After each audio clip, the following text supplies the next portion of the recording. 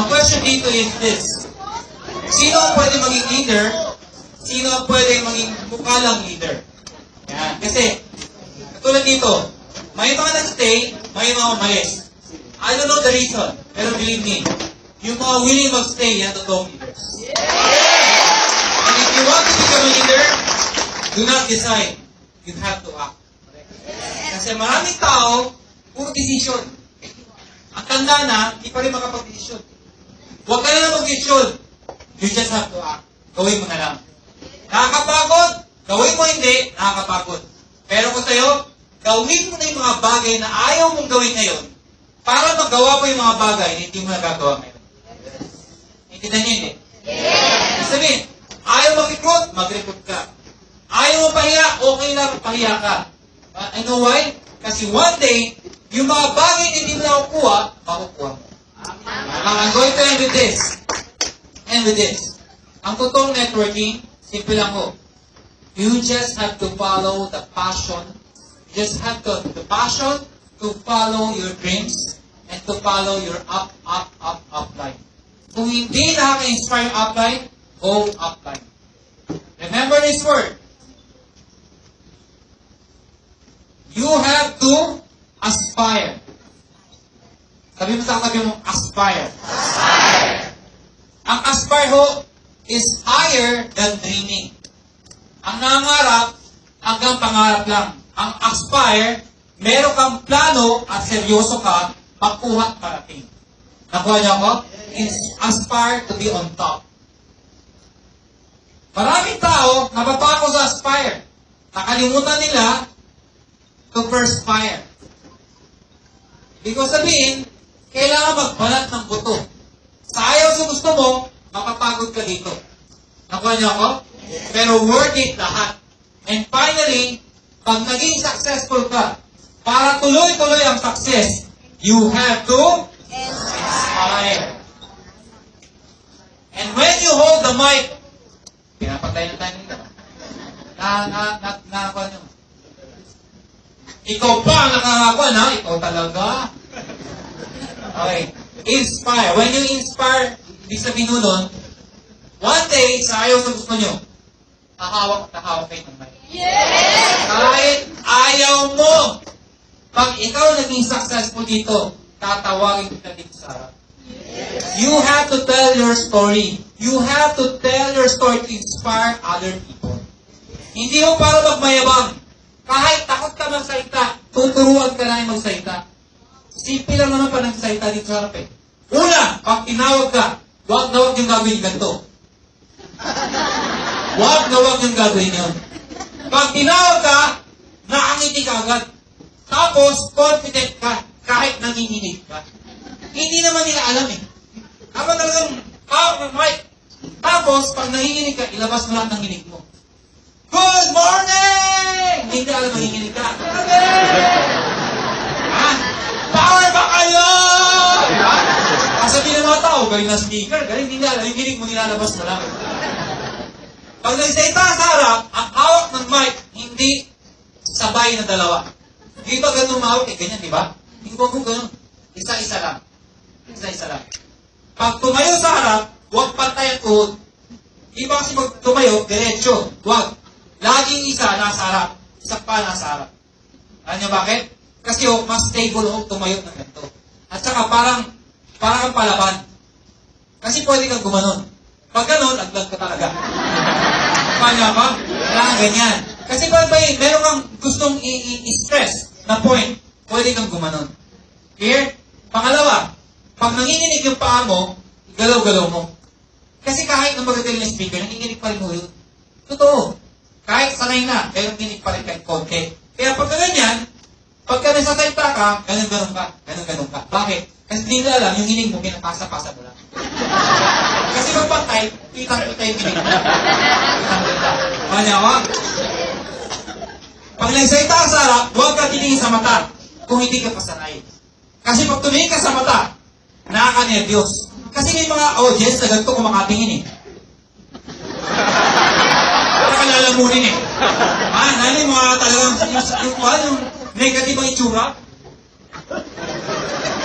Kaya, pagka gano'n ang ang audience mo, huwag mo tininan sa mata. Kasi pag tininan mo, tapos ka. Mabablanko ka talaga. Di ba may mga speaker na excita ka, pero may mas magaling na speaker sa baba or kasama sa audience. Like for example, pumatay yung upline mo. Pumatay yung vice president. Pumatay siya sa may-ari. Ano yung tsura mo ito? Diba? Kaya dapat, huwag mo tininan sa mata. Tumingin ka sa noo. Sa noo. Nakuha niya ako? Yung nga lang, iba kasi mahaba noo. Kaya nga ito noo, di ba? Mahaba na noo, kaya makapano ko. Oo, mahaba. Gira. Oy, meron tinagubasarap, oh. Okay. Ang tinan mo yung dito. Kaya pag tinan nyo, itin ako sa mata nyo, akala nyo sa mata nyo ako nakatingin. Pero totoo, sa ilong tuloy, sa noo. Kasi sanay na. Nakuha niyo ako? Tapos, pag nagkaita ka sa harap, tanggalin yung mga mannerisms nyo. Hindi ba kasi presenta, alam mo yun, mga mannerism na nagkakamot, o kaya yung parang mayabang, nakapormang gano'n, hindi niya alam yun kasi mannerism siya na yun eh. May worse, may nakita ko, nagkakamot, puwet pa eh. Okay na eh, gumanyan pa eh. Puwet pa eh. Kaya, kakalisin niya yung mannerisms nyo. Yung iba pa lang sa ita, tumatalsik ang laway. Hindi na iiwasan yun. Di ba na-try nyo pag kumakain kayo, sa ita kayo, tumatalsik, gusto mo ba yun? Di ba ayaw mo? Kasi hindi mga control. So pagka ganun, wala kang magagawa. Pagsasorry ka na lang at tinamaan. Kasi minsan sa ita sa Pampanga, daming tao ganito kataas. Nag-i-stress ako, tawa ng audience. Tumasik laway ko. May isang babae, shoot! Sabi ko, sorry. Sabi niyo, okay lang. Sabi ko, bakit? Para tayo nag-gift sa dito. Totoo naman, yun. Laway sa laway. Ganun po, mag-seta. Pangalawa, dapat, meron kang tinatawag na shadowing. Alam niyo ba yung shadowing? Pag nag-seta kayo sa harap at hindi ka pasanay, ang shadowing, kumbaga sa basketball. Di ba yung mga marunong basketball? Kahit walang hawak na bola, kahit na nasa kwarto lang, o kaya kahit nasaan, minsan nagkukulo rin nag-shoot, nag-i-imagine. Ang tawag doon, shadowing. Ako po'y mahilig sa ping-pong. Minsan, kahit wala akong hawak na raketa, kahit walang table, walang bola, pumuporma ako. Ang tawag doon, shadowing. Yung ini-imagine mo. Pag ang speak mo, hindi ka marunong, shadowing. Sa harap ng mirror, umarap ka. Para makuha mo yung confidence mo. Nakuha niyo ako. Meaning, ang public speaking pala, kadalasan po, performance lang. Hindi totoong magaling mo sa ita. Minaster niya yan mag-isa. Pagdating sa harap, akala mo galing-galing yung sa ita. Backstage, minaster niya yung parang kanta. Di ba yung mga kumakanta, ang galing kumanta? Pero totoo nun, ilang beses yung pinractice yun.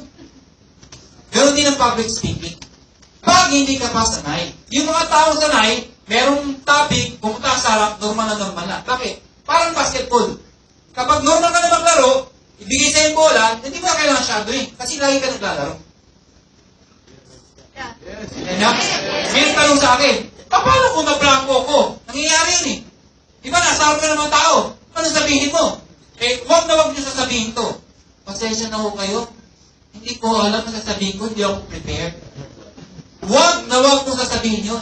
Why? Kasi, syempre, hindi naman alam ng tao kung prepared ka hindi eh. Sinabi mo yun, ano isipin ng tao? Ba't nandiyan ka pa? Tama? Fake it till you make it. So pag wala ka nang masabi, ganito lang kasimple. Tinawag ka.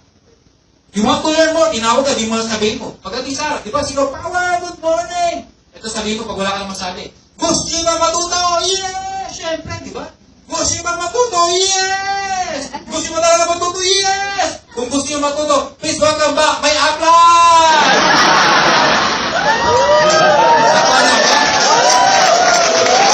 Ano yung apply mo? Atay. Ano sabihin ng mga tao? Grabe, ang galing ng speaker.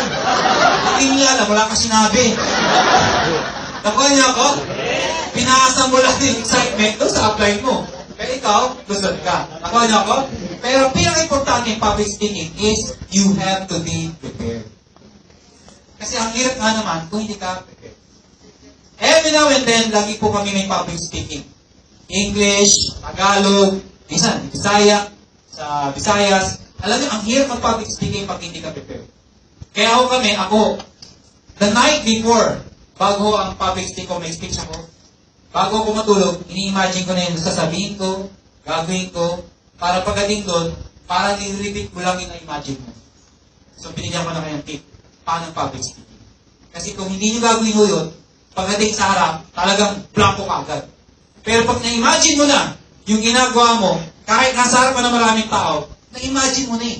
Para piniplay mo na lang sa mind mo. Kaya yung galaw mo, akala nila, ang galing-galing mo. Hindi nila alam, ginawa mo na yun nung nag-imagine ka. Parang paniligaw. Di ba pag pupunta mo yung nililigawan mo, bago ka magsalita, iniisip mo ng maigi ang mga sasabihin mo. Ganun lang mo yun. Pati kayo mga babae. Di ba? Bago kayo sumagot, sasabihin niyo pa.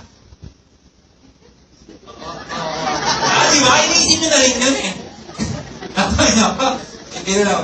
Tapos sa seminar, marami ba kayo tutunan? Yes! Excited ba kayo sa products? Yes! Okay. I hope meron kayong mga prospects sa Uganda, Kenya, Nigeria. You know why? Believe me. Sobrang sumasabog po sa Africa at in global. Dating ang point, ang Africa pala, ang Nigeria alone, we are selling 10 million per day, Nigeria alone. Grabe ho ang benta. And sad to say, sa sobrang lakas po ng sales natin doon, nagkakaubusan ng products. Nagwawala na ho mga Nigerians. Walang products eh. Bakit? Eh, mas malakas pang bumili kaysa shipment. Tunay-tunay padala, pagdating mo doon, 2 days, wipe out. Grabe ho. Kulang ho isang padala. Kaya ngayon, sunod-sunod na ho padala doon ngayon. So, imagine nyo to. Nag-create na matinding momentum sa Africa. Tapos ikaw nasa Pilipinas. Wala ka sa Africa. May internet. Kung hindi ko grab yung opportunity, hindi ka kukuha ng market doon. Parang sa pie. Alam niyo ba yung pie? Yung tinapay? Parang pizza pie. Di ba yung pizza pie na hati-han? Hati-hati? Okay. Ang members po ngayon doon, sabi mo ng ganito ka konti. Konti pala. Marami na, pero dahil maraming tao sa Africa, ang laki ng Africa, di ba? What? The largest continent in the world. Ang laki ng Africa. Ito pala ang members. Sabi mo, hindi maubos yan, dami niyan. Oo, hindi maubos. Pero sabi ko sa'yo. Sana yung market mo, ito. Yan yung market mo. Since hindi ka kumikilos, babagal-bagal ka, puro negative iniisip mo, yung market mo, kukunin ng iba. Hindi na niya, eh. The point is, sayang to. Ang kalaban mo dito, time. Hindi naman yung market mo eh. Ang kalaban mo, hindi maubos yung market, yes. Pero yung time, na sana ngayon pa lang, mayaman ka na. Na sana ngayon pa lang, may kotse ka na. Na ngayon pa lang, yung tatrabahin mo ng 10 years, kinikita mo na ngayon. Na kesa nagpo-commute ka ngayon ho, nang-i-inspire ka na ng maraming tao. So guys, habang bata ka, habang malakas ka, habang may oras pa, i-grab mo na yung opportunity. Huwag mo na ano why? Dahil ang sinasayang mo, yung oras mo. Alam ko, may oras ka pa para yumaman. Pero sayang, sana ngayon na. Kailan mo hihintayin? Kung matanda ka na? Kung 90 ka na? Kung 90 ka na? Saka ka palang kikilos? Ano yung tsura mo? Diyan yung opportunity. Gagawin ko na. 90 ka na? Yumaman ka man, yung may enjoy. 90 ka na, may kotse ka. Ang ganda ng BMW ka. Nasaan na maka? Kasama ka sa Amerika. 90 ka na, may enjoy mo? Ang ganda ng Amerika. At that is di ba maganda yung bata ka pa? Siya lang! Pag nag-benta, okay lang. Bata ka ba? Kung magsaksid ka, tingnan mo ako. Dahil mas masarap magsaksid habang bata. Mas marami ka matutulungan habang bata. Mas nakaka-inspire ka habang bata. Dahil masarap ang bata. Good morning! Thank you! Thank you!